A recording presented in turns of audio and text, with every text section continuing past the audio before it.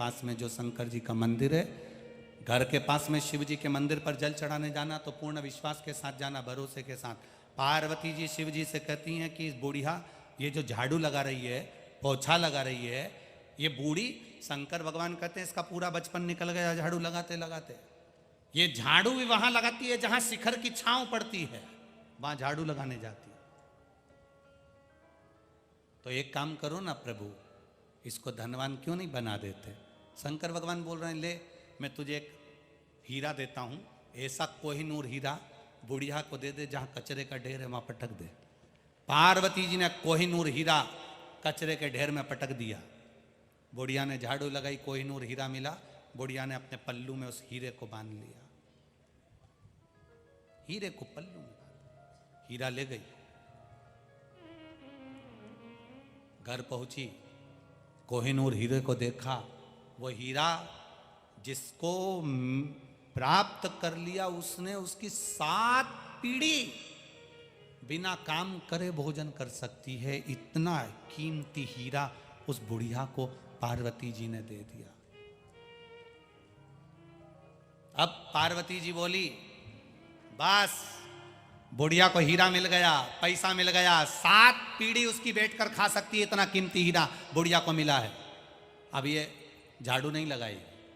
दूसरे दिन फिर पार्वती जी शंकर जी के साथ घूमने गई तो फिर वो झाड़ू लगाती मिल गई। फिर वापिस झाड़ू लगा रही है। पार्वती जी ने शिव जी से कहा इसको इतना कीमती हीरा मिला, इतना पैसा मिल गया, इसको इतना कीमती हीरा मिल गया, अब काय को झाड़ू लगा रही है ये? पार्वती जी से शंकर भगवान बोले तू खुद जाके पूछ ले। पार्वती जी ने बुढ़िया का रूप रखकर बूढ़ी माँ से पूछा, माँ तेरे को कल यहां से हीरा मिला है? बूढ़ी माँ ने कहा कोहिनूर हीरा मिला है। हाँ, कितने का है? कि मेरी 7 पीढ़ी बैठकर खा लेगी, इतना कीमती हीरा मुझे भगवान ने दिया है। तो माँ फिर तू झाड़ू क्यों लगा रही है? अब तो तू करोड़पति बन गई, कीमती हीरा तेरे को मिल गया, अब क्यों झाड़ू लगा रही है? बूढ़ी माँ कहती है अब तो और मेरी 7 पीढ़ी झाड़ू लगाना बंद नहीं करेगी, क्योंकि इसी के दरवाजे से तो मिला है, इसी की चौखट से तो मिला है। जिसने तुमको औलाद दे दी, जिसने तुम्हें कैंसर से बचा लिया, जिसने तुमको किडनी लीवर से बचा लिया, जिसने तुमको ठोकरों से बचा लिया, जिसने तुमको खड्डे में पड़े थे, कर्जे में पड़े थे, उसमें से उबार दिया। यहाँ जितने लोग कथा सुनने बैठे हैं, इतने लोगों को मेरे भोलेनाथ ने कुछ ना कुछ जरूर दिया है, मेरा विश्वास कहता।